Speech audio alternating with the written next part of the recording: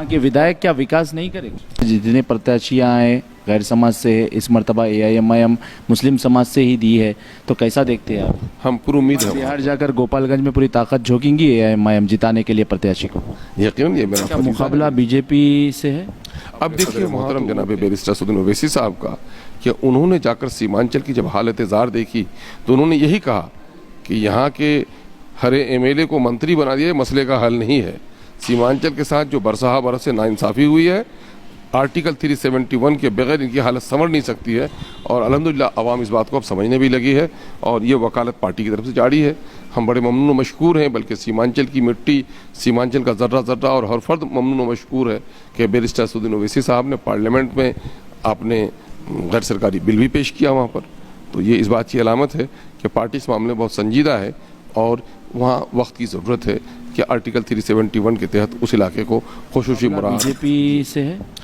इस वक्त मेरे साथ एआईएमआईएम के बिहार के अध्यक्ष अमूर विधानसभा से विधायक अख्तरुल ईमान जी मौजूद है, जो हैदराबाद आए हुए हैं। आइए उनसे बात करते हैं।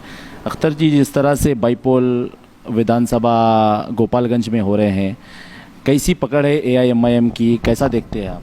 माशाअल्लाह बहुत बेहतरीन पकड़ है और बड़ी मजबूती के साथ पार्टी वहाँ लड़ रही है। कारकुनों के हौसले बड़े बुलंद हैं, आवाम का रुझान भी बहुत अच्छा देखा जा रहा है। हम उम्मीद करते हैं कि पार्टी वहाँ से जीत हासिल करेगी। कितने फीसदी मुस्लिम वोट है? और अभी राजद और जेडीयू दोनों मिलके गठबंधन में हैं और बीजेपी के वहाँ पे विधायक थे, उनके निधन होने के बाद ये बाईपोल हो रहा है। देखिए बीजेपी का लंबे अरसे से बीजेपी का कब्ज़ा वहाँ पर है और ये है कि इस वक्त जो गठबंधन सामने में आया है उसके बावजूद भी लोगों को एमआईएम की तलाश वहाँ पर है, क्योंकि अक़लियतों को ऐसा एहसास हो रहा है कि हुकूमतें अदलती बदलती रहती हैं लेकिन मेरे मसाइल जू के तू हैं, है ना। तब्दीली सिर्फ बोतल की हो रही है और अंदर के कोई बहुत तब्दीली नहीं हो रही है। वहाँ बहुत सारे मसाइल अभी हमारे खुले पड़े हैं। उर्दू के मसाइल हैं, उर्दू टीचरों के मसाइल हैं, उर्दू बच्चों के तालीम का मसला है। अक़लियतों से जुड़े हुए जो इदारे हैं वो इदारे बरसहा बरस से खाली पड़े हुए हैं। तो उन मसाइल को हल करने के सिलसिले में हुकूमत को जो पेशरफ्त अब तक करनी चाहिए थी वो पेशरफ्त नहीं कर पा रही है।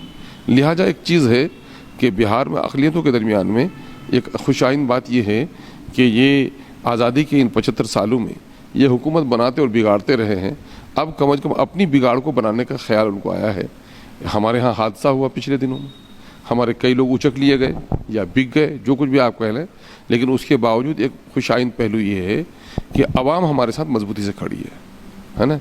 वो चंद नुमाइंदे जो जीते हुए थे वो भागे हैं, लेकिन उनको चुनने वाले जो थे मालिक वो अपनी जगह पे खड़े हैं। आज भी कलख है उनको, बल्कि रिएक्शन भी है बहुत सारे लोगों को।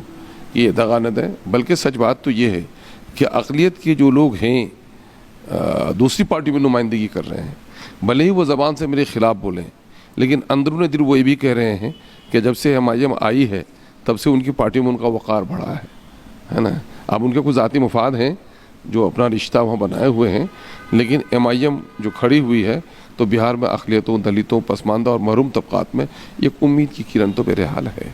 एआईएमआईएम का क्या मुकाबला बीजेपी से है? अब देखिए वहाँ तो वोट कई हिस्सों में तकसीम हो रहे हैं। यादव भाइयों का वोट है तो वहाँ पर ख़ुद जो डिप्टी चीफ मिनिस्टर हैं उनके अपने रिश्तेदार सगे मामू की अहलिया लड़ रही हैं, है ना। फिर जो रवायती वोट बीजेपी का है, एक बिरादरी आती है तो उसको टिकट इन्होंने दिया है, उधर फिर एक दूसरे तबके का है। और ये तो बड़ी बदकिस्मती है कि वसूल में से ज़्यादा बिहार और यूपी में जाति पर बहुत सारे वोट तकसीम हो जाते हैं। बहरहाल हम वो उनका क्या हाशिर होगा हम वो नहीं जानते, लेकिन हम तो ये कह रहे हैं कि हम अपनी नुमाइंदगी को बढ़ाने के लिए और हम लोगों के दिल को जीतने के लिए और सीट को जीतने के लिए काम कर रहे हैं। और दूसरी चीज़, वहाँ पे मुस्लिम समाज से जितने प्रत्याशी आए गैर समाज से है, इस मर्तबा एआईएमआईएम मुस्लिम समाज से ही दी है, तो कैसा देखते हैं आप? हम पूरी उम्मीद है वहाँ पर, हम पूरी उम्मीद है कि वहाँ हमें अच्छे वोट मिलेंगे और हम कामयाब। कितने फीसदी मुस्लिम है? अच्छा है, खातिर खा जो तादाद जीतने की हो सकती है वो तादाद तो बहरहाल वहाँ है। अभी ये सुने आ रहा है कि एआईएमआईएम की जो पतंग है वो नहीं मिली है वहाँ पर। नहीं देखिए, होता ये है कि इलेक्शन के नोटिफिकेशन के जारी होने के शायद 48 या घंटे के दरमियान में, कम से कम 3 दिन के दरमियान में वो चले जाना चाहिए।